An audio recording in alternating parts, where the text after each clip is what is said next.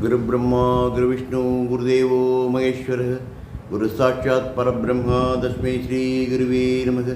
वृषध्वजाय विद्महे कृणीहस्ताय धीमहि तन्नो गुरु प्रचोदयात्। काञ्चीवासाय विद्महे शान्तरूपाय धीमहि तन्नो चन्द्रशेखरेन्द्र प्रचोदयात्। हर हर शंकर जय जय शंकर हर हर शंकर जय जय शंकर। ஆன்மீக நண்பர்கள் எல்லாருக்கும் நமஸ்காரம். இன்னைக்கு வியாழக்கிழமை, குருவுக்கு உகந்த நாள். நம்ம கடந்த 2.5 வருஷத்துக்கு மேலேயும் ஒவ்வொரு வியாழக்கிழமையும் நம்முடைய பிரத்யக்ஷ தெய்வம் பூஜ்ய ஸ்ரீ காஞ்சி மகா சுவாமிகள் இன்னைக்கு வரைக்கும் நடத்திட்டு வர பல அற்புத நிகழ்வுகளை ஒரு சிறு கதையோடுகளை உங்கள்கிட்ட தொகுத்து சொல்லிட்டு இருக்கேன். இதெல்லாம் நான் கேட்டது படித்தது தான், புரியுறதா? கதை வடிவுதானே தவிர இது கதை கிடையாது, உண்மையாக இன்றைக்கும் நடந்துட்டு இருக்கிறது. அப்பேற்பட்ட ஒரு நிகழ்வு தான் 1965 வாக்கில் நடந்ததுக்கு ஒன்று பார்க்கலாமா? பெரியவா காஞ்சிபுரத்தை தங்கியிருக்கார். ஏகாந்தமாக தரிசனம் கொடுத்துட்டு இருக்க பக்தர்கள் கூட்டம் அளவு கிடங்காமல் கட்டு கிடங்காமல் இருக்கு.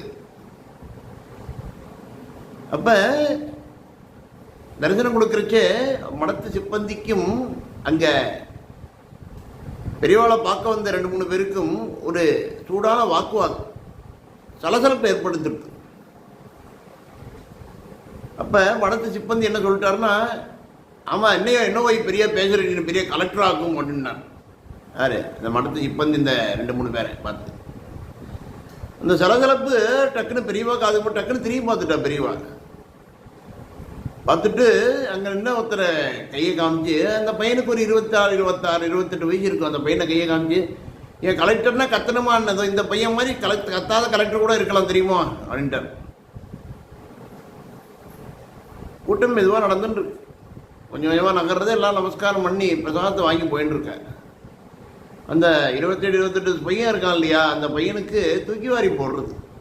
என்னடா நம்மளை தப்பாக நினைச்சிட்டாரு அப்படின்னு சொல்லி, பெரியவா சமைக்கணும், நான் கலெக்டர் கிடையாது பெரியவா, நான் ஆல் இண்டியா ரேடியோ சென்னையில் வேலை பார்க்குறேன் பெரியவா, அதனால் என்ன நீ கலெக்டர் ஆகக்கூடாதா என்ன அப்படின்னு இருக்கேன். பிரசாதத்தை வாங்கிட்டு அந்த பையன் கிளம்பி போயிட்டான். போகும்போது அவனுக்கு மனதில் தோன்றுது, அவனுக்கும் கலெக்டரான ஒரு ஆசை, ஆனால் வயசு அதிகமாக படுது,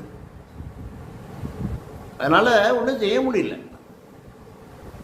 என்ன பண்ணுறது அப்படின்னு சொல்லி நடந்து போயிட்டு இருக்கிறச்சே அது ஏன் நினச்சிட்டுருக்க, பெரியவா சொல்லிட்டாலே நடக்கணும். மறுநாள் காலையில் செய்தித்தாளில் நியூஸ் வருது, போதுமான அளவு அப்ளிகேஷன்ஸ் வராததுனால அந்த ஏஜ் லிமிட்டை இன்க்ரீஸ் பண்ணி யூபிஎஸ்சிலேருந்து ஒரு தகவல்.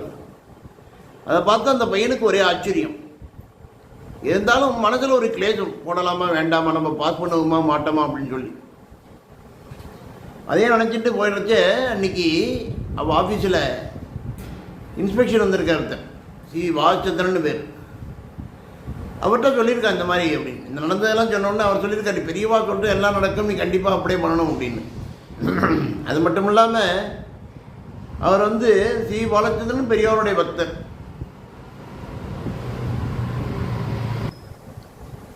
பெரியவாளை நீ காஞ்சிபுரத்தில் அவர் தரிச்சிட்டு இந்த மாதிரி தன்னுடைய சக ஊழியரான நாராயணசாமி சொன்னது சொல்லியிருக்கார்.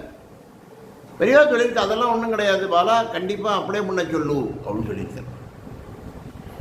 அதை மறுநாள் இப்போ இந்த நாராயணசாமி சொல்லியிருக்கார், பாலச்சந்திரன் நீ கண்டிப்பாக அப்படியே பண்ணும், பெரியவாளை உத்தரவு கொடுத்துட்டா நீ செய்யணும் அப்படின்னு சொல்லி அதை முழுமணத்தோடு ஏற்றுண்டு நாராயணசாமி அப்படியே பண்ணியாச்சு. எதுக்கு? யூபிஎஸ்சி தேர்வுக்கு. முதற்கட்ட தேர்வு வெற்றி, 2ஆம் கட்ட தேர்வு வெற்றி, 3ஆம் கட்டமாக இன்டர்வியூக்கு போகும்போது மனதில் ஒரு கிளேசம், நம்ம பாஸ் பண்ணுவோமா, நம்ம செலக்ட் ஆடுவோமா, கலெக்ட் ஆடுவோமா அப்படின்னு சொல்லி.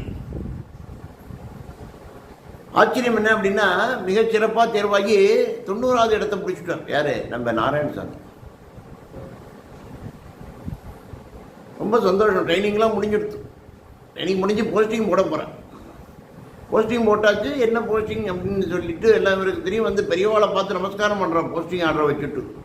பெரியவா நாராயணசாமி பார்த்து கேட்குறார், எங்கே போஸ்டிங் உனக்கு? நாராயணசாமி சொல்கிறார், பெரியவா உங்களுடைய அந்த அபரிதமான கருணை மற்றும் ஆசீர்வாதத்தினால கலெக்டர் ஆகிருக்கேன் பெரியவா. பீகாரில் போஸ்டிங் போட்டிருக்கேன். என்னது பீகாரா? உன்னை நம்ம ஆதிசங்கரர் பிறந்த இடத்துல கலெக்டர் ஆகி பார்க்கணும்னு ஆசைப்பட்டேன், பீகாரா போட்டால் உனக்கு அப்படிங்கிறார். ஆமாம் பெரியவா. சரி எதுவாக இருந்தாலும் பரவாயில்ல, போய் ஜாயின் பண்ணிக்க ஒன்று போகிறார். பண்ணலாம் பார்த்தோம்னா telephonic message forward by fax ஒன்று வருது. என்ன சொல்லியாச்சுன்னா பீகார் போஸ்டிங் கேன்சல் ஆகிடுது.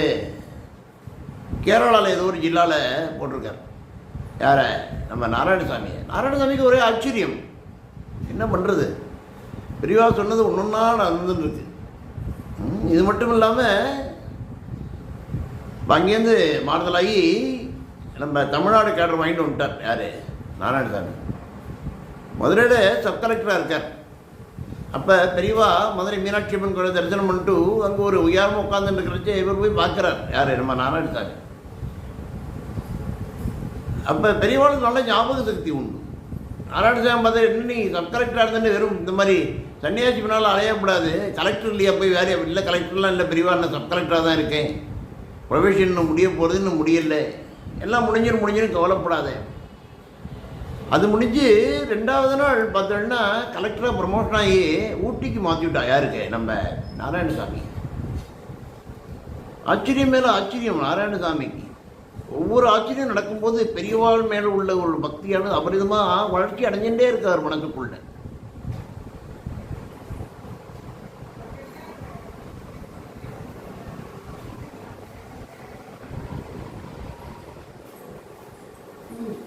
அங்கே போயிட்டு ஊட்டியில் ஜாயின் பண்ணிட்டார். ஜாயின் பண்ணி ஒரு 2-3 மாதம்தான் இருக்கும், அவரை மெட்ராஸுக்கு மாற்றிட்டார். யாரை? நாராயணசாமியை மாற்றிலும் வழக்கம் போல் இவர் பெரியவா பக்தர் இல்லையா, காஞ்சிபுரத்தில் பெரியவாள் வந்து பார்க்குறோம், நமஸ்காரம் பண்ணார். அப்போ பக்கத்தில் இந்த அணுக்க தொழில்நுட்பத்தை சொல்ல இந்த மாதிரி ஏலக்காய் போர்டு பிரசிடென்ட் வந்திருக்கார், ஏலக்காய் போர்டு சேர்மன் வந்திருக்கார், நாராயணசாமி ஏறணும் உங்களை பார்க்க வந்திருக்கார். கேட்குறான்னா தெரியுமே நாராயணசாமியை. நாராயணசாமி இப்படியே காஃபி போர்டு, டீ போர்டு, ஏலக்காய் போர்டு, நீ எப்போ ரெவன்யூ போர்டுக்கு சேர்மனாக போகிறேன்னு தெரியலையே அப்படிங்கிறார். தெரியல பெரியவா, எல்லாம் தங்களுடைய சித்தம் தங்களுடைய ஆசீர்வாதம் இருந்தால் போகிறோம் பெரியவா, நல்லா இருக்கு, சேமமாக இருக்கா அப்படின்னு சொல்லி நமஸ்காரம் பண்ணி பிரசாதம் வாங்கிட்டு போகிறார். அது முடிஞ்ச ஒரே வாரத்தில் அவர் வந்து ரெவன்யூ டிபார்ட்மெண்ட்டுக்கு செக்ரட்டரி ஆகிட்டார். யார்? நம்ம நாராயணசாமி. இன்னொரு ஆச்சரியம் பாருங்க, அவராது அவருடைய வாழ்க்கையில் அவர் சாதாரண ஆல் இண்டியா குமாஸ்தாவில் ஆரம்பித்து இப்போ ரெவன்யூ டிபார்ட்மெண்ட்டில் செக்ரட்டரி ஆகிற வரைக்கும் பெரியவா பெரியவா பெரியவா பெரியவா பெரியவா பெரியவாருடைய ஸ்மரணை அவர் மனசில் இருந்துட்டே இருந்து, பெரியவாருடைய அதீத பக்தி பெரியவா மேலே, அந்த அதீத பக்தி காரணமாக அவருடைய வளர்ச்சி ஒவ்வொரு முறையும் பெரியவா என்ன சொன்னாலும் அதெல்லாம் நடத்தி கட்டிருக்கு. அதனால தான் சொல்கிறேன், பெரியவா தான் கடவுள், பெரியவா தான் பரமேஸ்வரன், பரமேஸ்வரன் தான் பெரியவா. நம்மளை பெரியவாள்கிட்ட நம்ம ஒப்படைச்சிடும், அவர் பார்த்து போகிறல்ல புரியறதா. இந்த நாராயணசாமியோட வாழ்க்கையில் இந்த பக்தியினால் எப்படி நடந்ததோ அதில் ஒரு எள்ளளவு நமக்கு நடந்தாலும் நம்ம சந்தோஷப்படணும். அதனால தான் சொல்கிறேன், பெரியவாட்ட நம்ம ஒப்படைச்சிடணும். புரியறதா உங்களுக்கு? மற்றும் ஒரு அழகிய அற்புதமான நிகழ்வுட அடுத்த வியாழக்கிழமை உங்களை சந்திக்கிறேன். அது வரைக்கும் ஹரஹர சங்கர், ஜெய சங்கர், காஞ்சி சங்கர், கமகோடி சங்கர், எல்லாருக்கும்